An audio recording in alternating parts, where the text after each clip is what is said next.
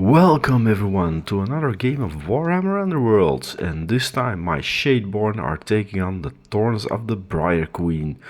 Peter piloted them with the deadly synergies and the edge of the knife deck. And both warbands deployed, we were off for some dice rolling and hopefully some successful ghost busting. And I made a big mistake right from the get-go. It was a while since I played them, but I had Psylark immediately charge deep, wounding Vaclav, and about to ping the Queen with Dark Lamprey. Which is something I don't do normally against the Thorns. My normal plan is to try and take out 3 or 4 of the little ghosts immediately in turn 1, because neither the Queen nor the right hand man are a big threat and stay on 3 wounds even when inspired.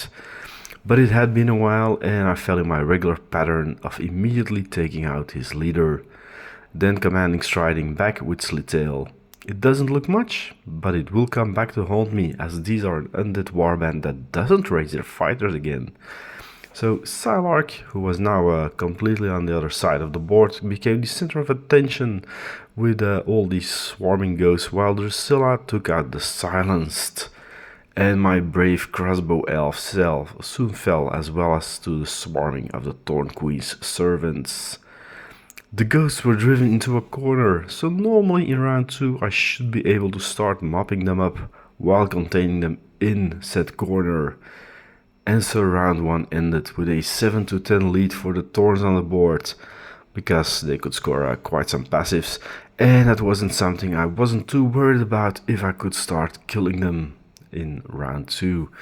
But in one of the early activations a dramatical roll happened. Slitail healed the Everhanged with 2 hits, one becoming a crit due to Raging Slayers.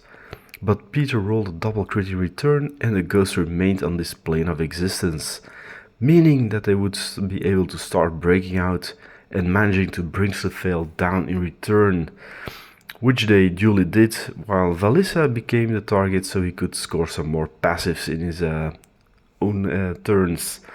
Vaclav was taken out, however, and eventually the Everhanged as well. But this was too little too late, as 2 of the ghosts had now escaped the boxed-in status of the board, and it was with a 10-16 at this point for these ghosts after round 2. Here my early mistake and a double crit save came to haunt me, no pun intended, as this meant I know I like the bodies to charge out and take out all the remaining ghosts. I dispatched the exhumed early in the round, but I was in too close a spot now to be able to get them all in the remaining activations.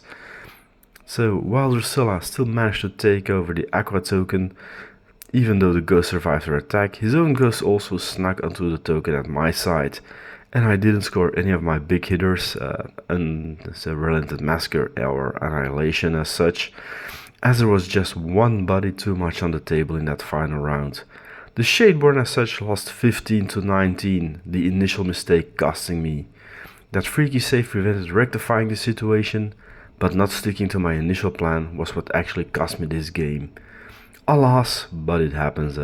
So next time, fresh reminder after playing them, don't play them for a while, just bully the little ones. Thanks for watching, and I'll see you all again next time for a fresh battle report of Warhammer Underworlds. Bye-bye.